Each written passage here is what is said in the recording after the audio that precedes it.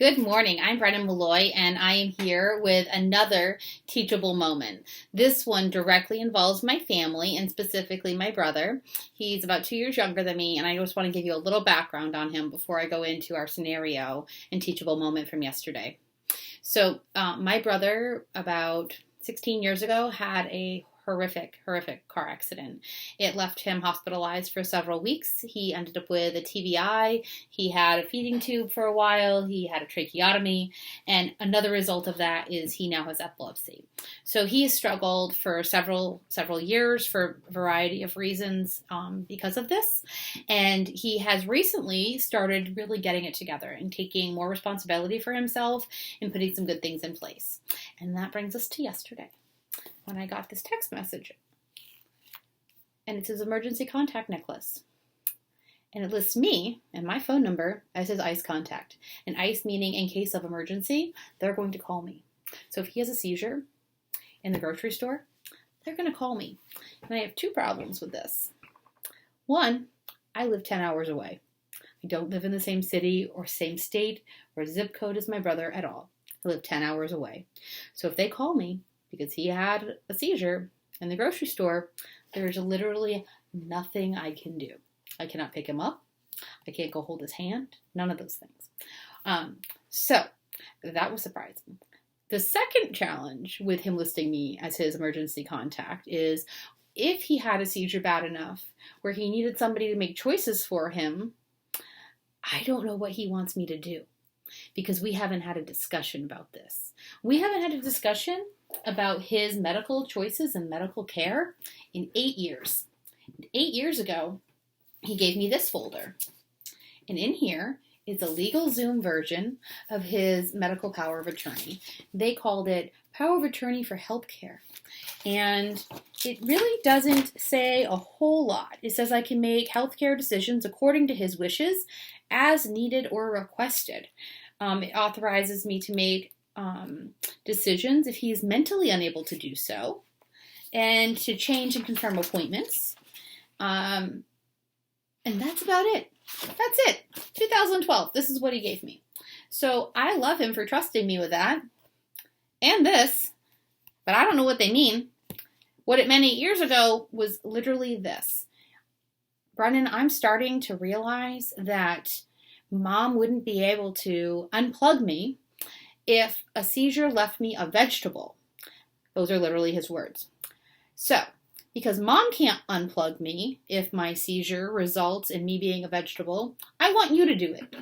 Could you promise to unplug me if Mom couldn't? Now, in 2012, I was not involved in end-of-life care at all. I was a bank manager. So, for peace of mind, for him, mostly, and our mother, I said, sure, whatever you got to do it. I'll make sure that they don't leave you on life support. Fine. We really didn't have a clue what any of that meant or the decisions involved. And that's where we really should have done more homework at the time. So last summer, now that I'm involved in end-of-life care and stuff, I said, Lucas, what you really need is an advance directive. That's what they call it in Vermont. This is directly from a Vermont state website with their standard form. And their long version of the form, which we have here, is actually really good. It has more than the standard 6-ish questions about feeding tubes and artificial hydration and antibiotics and CPR. It actually has some stuff about how you feel about things and what led you to make these choices and your belief systems. So good job, Vermont. This is great. I really like it. But he hasn't filled that out yet. And he also has a copy of the process of passing, our workbook, and he hasn't filled that out yet either. What he has done, he's got his epilepsy necklace that says, I have epilepsy, and sometimes I get aggressive after I've had a seizure, and if I do either of those things, please call Brennan with my phone number. And I don't know what to do with him when that happens. So, what I did do after getting this and taking a deep breath, and printing another one of these for him, was I called him, and I said, we need to have a talk, dear. We need to know what this means, and I need to know what you want me to do. And part of that means get a hold of our mother, because where she lives, she has really terrible phone coverage. So get a hold of Mom, because she lives 15 minutes from me, not 10 hours. That's the first thing. The second thing is back to unplug me, because this isn't a thing. We don't unplug people like we unplug our laptop.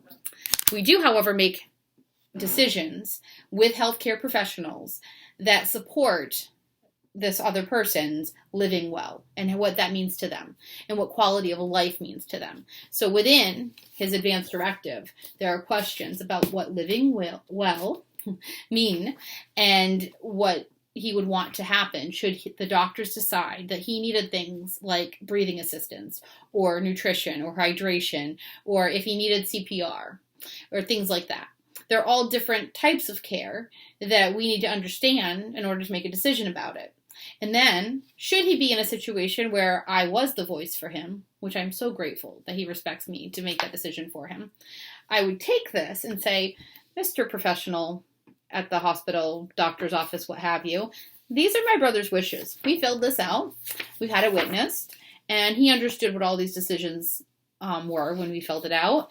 And this is how we felt about things like an IV for antibiotics, or a feeding tube, or a ventilator, or the medically induced coma that he had when he was 19.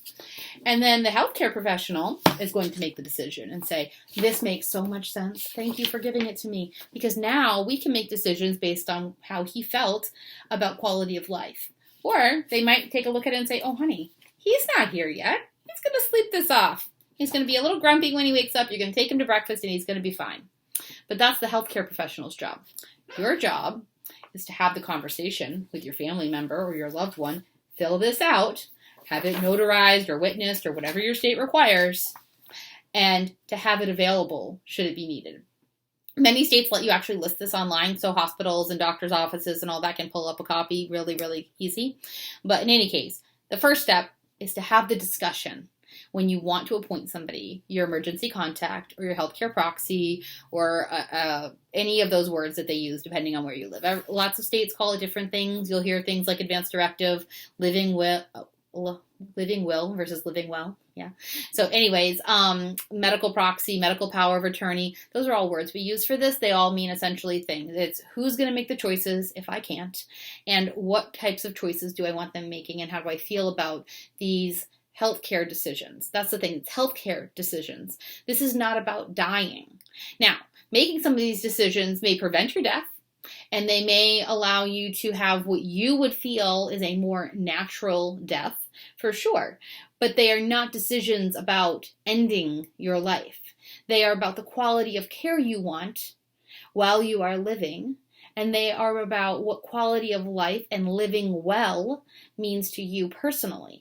And that is why it is a discussion and not a text message or randomly filling out a form and putting someone's name on it without understanding what it is that you want them to do and making sure they're comfortable handling it. Now, as John, my business partner, pointed out, I do this for strangers. I'm certified through Honoring Choices of Virginia to have these conversations with strangers, and I'm happy to do this for my brother. I'm ecstatic that he trusts me, and I'm grateful to be able to support him in this way. But in order to truly support him with any kind of integrity, I have to know what that means, because I might have to take this someday.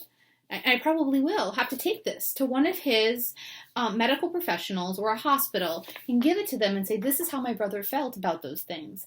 And I'm going to have to sit in a waiting room while they make decisions and do things with my nieces and justify those actions. And I want to be able to look them in the face and say, this is what your father believed.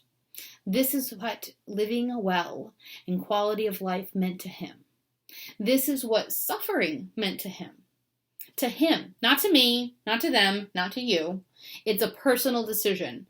And your advanced directive allows you to make the personal decision for yourself. And you need to make sure whoever you list on there is capable and willing to honor those choices and to give this to the medical professionals involved.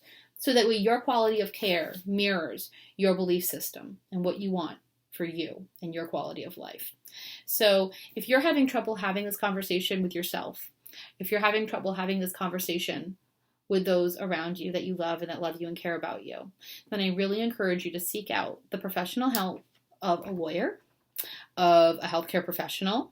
If you're in a state that certifies people, like Virginia does, to have these advanced care planning conversations, like myself, seek out help. Have somebody sit down with you and explain what all this stuff means so you can make the decisions for yourself. In most cases, they will also allow you to bring in that other person that you're appointing your healthcare proxy so they can ask questions, so you can make sure that they're really going to be able to honor your wishes. This is all about giving you the voice. This is about my brother having a voice when he might not be able to speak with himself. So I'm very much done with my rant, and I want to thank you for listening. And I'm going to encourage you again to have the conversations and make the decisions for yourself, and encourage those around you to make the decisions for themselves, so that way we can all understand our quality of life and have our wishes respected when we're not able to speak up for ourselves. Thank you so much for listening, and have a great day.